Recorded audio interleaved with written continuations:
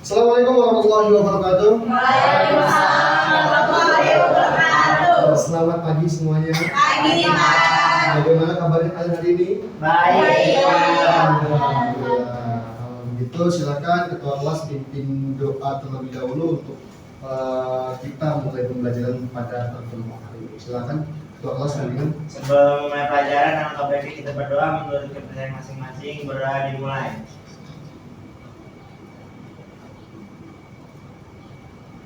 Berdoa selesai. Memberi salam. hari ini terlihat ada dua anak yang tidak masuk. Siapa yang tidak masuk? Sakila.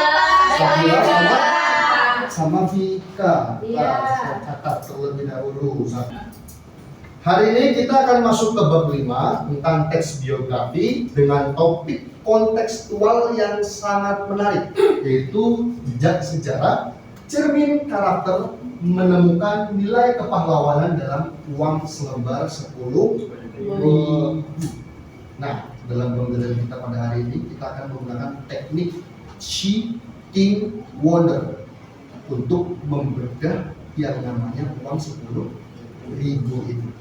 Siapa yang di sini punya uang 10.000? Saya. Ini punya. Coba tunjukkan ini. Iya. Silakan bagi yang tidak punya dilihat ke depan. Di sini ada uang 10.000. Kita mulai dari tahap yang pertama, yaitu she atau apa yang kalian lihat. Coba diamati di uang 10.000 ini. Apa sih yang kalian lihat? Gambar pahlawan. Gambar pahlawan. Siapa namanya gambar pahlawan itu? Ini. Namanya Franz Kaisiepo. Ada tulisnya nama Franz Kaisiepo. Kai. Sekarang kita masuk ke tahap kedua. Kira-kira dalam konteks sejarah, kenapa sih pemerintah atau Bank Indonesia mencantumkan Franz Kaisiepo ini ke dalam uang 10.000? Mungkin karena beliau punya andil atau jasa besar dalam mempertahankan keutuhan wilayah Indonesia di tengah Papua, Pak. Bagus. Untuk membuktikan apakah yang tadi kalian utarakan, kalian pikirkan itu benar atau tidak, saya telah menyiapkan LKPD untuk kalian kerjakan. Kelompoknya masih sama seperti kemarin ya, terbagi menjadi dua. Di kelompok satu. Ya, coba dilihat di LKPD-nya, Di situ ada teks biografi berjudul apa? Franz Kaisiepo. Nah, di situ sudah ada teks biografi beserta strukturnya. Silakan kalian baca. Saya minta baca bergantian mulai dari Fikri. Baca Fikri, paragraf pertama, orientasi. Dilahirkan di Baliang, Papua pada tanggal 10 Oktober tahun Kaisiepo wafat pada 29 Mei 1979 dan dimakamkan di Setelah kalian membaca teks biografi Franz Kaisiepo dalam LKPD itu, kalian dapat menyimpulkan ada berapa sih struktur dari teks biografi? Tiga. Yang pertama, Orientasi. yang kedua, Peristiwa penting. yang ketiga, Reorientasi. Nah, sekarang kalian buka di halaman kedua. Di situ sudah ada aktivitas yang harus kelompok kerjakan, yaitu mengisi matriks cheating wonder. Silakan kalian bagi tugas, bagi kelompok. Di dalam kelompok, siapa yang mengisi matriks C, siapa yang mengisi matriks wonder, siapa yang mengisi matriks T. Oke, silakan dibagi, silakan kerjakan. Kalian mau lihat apa saja sih yang ada di biografi itu? Bagaimana Pak Fatul? Kami menemukan fakta dari konferensi Manila tahun 1946 dan peristiwa Tapera tahun 1969. Oke, aman berarti ya, Pak Fatul ya. Sudah semua kelompok? Sudah semua? Oke, silakan perwakilan kelompok 2 yang maju siapa? Yang mau maju? Nur Rahmat sama? Ketiga, silakan maju. Yang lain silakan menyimak paparan dari Sakita dan si Nur Rahman dari kelompok 2. Silakan disimak baik-baik. Assalamualaikum warahmatullahi wabarakatuh. Waalaikumsalam warahmatullahi wabarakatuh. Selamat pagi teman-teman dan Pak Ahmad. Saya perwakilan dari kelompok 2. Pada kolom C, kami menemukan fakta bahwa Franz Kaisepo lahir di Biak 10 Oktober 1921. Fakta sejarahnya, beliau terlibat dalam konferensi Malino 1946. Pada kolom D, kami menyimpulkan bahwa tantangan terberat beliau adalah tekanan politik dan hukuman penjara dari Belanda. Namun, beliau tetap bertahan karena memiliki nilai nasionalisme, cinta tanah air, serta keteguhan integritas yang tanpa pamrih demi persatuan bangsa. Terakhir, pada kolom model, pertanyaan kritis.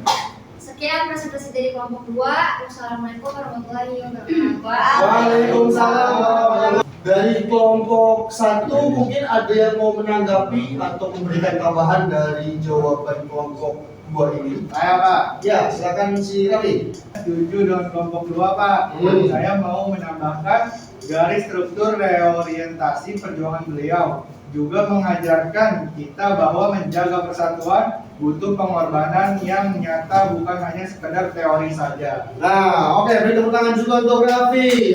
Ya, silakan Nur Rahman dan Sartika untuk duduk kembali ke meja kalian. Oke anak-anak, kalian semua sudah belajar tadi proses menemukan dengan strategi apa tadi? Titik model. Kalian sudah melakukan diskusi kelompok tadi menemukan fakta-fakta atau sejarah yang ada di dalam tokoh pahlawan siapa tadi namanya? Franz Kaisepo yang ada di mata uang 10.000. Jadi kalian sudah tahu ya, ternyata di balik mata uang 10.000 itu ada sosok pahlawan yang bisa kita ambil pelajarannya. Setelah kalian melalui proses penemuan tadi, kita akan masuk ke proses refleksi dari diri kalian melalui strategi Sitting Wonder pada hari ini. Kira-kira apa sih akhirnya yang kalian pahami di pertemuan pada hari ini? Siapa yang mau menyimpulkan refleksi kalian? Saya Pak, Siva, boleh Siva, silakan Siva. melalui strategi Sitting Wonder hari ini, Mhm. saya akhirnya memahami bahwa selembar uang 10.000 rupiah yang saya pegang setiap hari ternyata menyimpan jejak sejarah perjuangan yang luar biasa dan memiliki karakter yang harus saya tiru sebagai pelajar dalam menjaga persatuan. Iya, beri tepuk tangan untuk Siva telah memberikan refleksi kita pada pembelajaran di hari ini. Ya, jadi di balik mata uang yang selama ini kita pakai, kita kan cuma pakai doang ya, kadang ya nggak memperhatikan ternyata ada tokoh sejarah, ada tokoh pahlawan yang luar biasa, yang bisa memberikan cerminan karakter yang bisa untuk kita tiru dari sosok pahlawan di uang tersebut. Oke, saya sangat senang pada pertemuan hari ini kalian sangat aktif, kalian bisa bekerja sama dalam kelompok. Kemudian tadi kelompok 2 juga sudah memberikan presentasi hasil diskusi dari kelompok 2. Kemudian tadi kelompok 1 si Raffi juga bisa menanggapi hasil dari kelompok 2. Saya cukup senang dan cukup bangga. Sekali lagi beri tepuk tangan untuk kalian semua yang sudah aktif di proses belajar hari ini. Silakan ketua kelas pimpin doa penutup. Oke, sebelum mengakhiri pelajaran, alangkah baik kita berdoa menurut kepercayaan masing-masing. Berdoa dimulai. Selesai. Memberi salam. Assalamualaikum warahmatullahi wabarakatuh. Waalaikumsalam warahmatullahi wabarakatuh. Sekali lagi terima kasih. Kita akan bertemu di pertemuan berikutnya. Iya.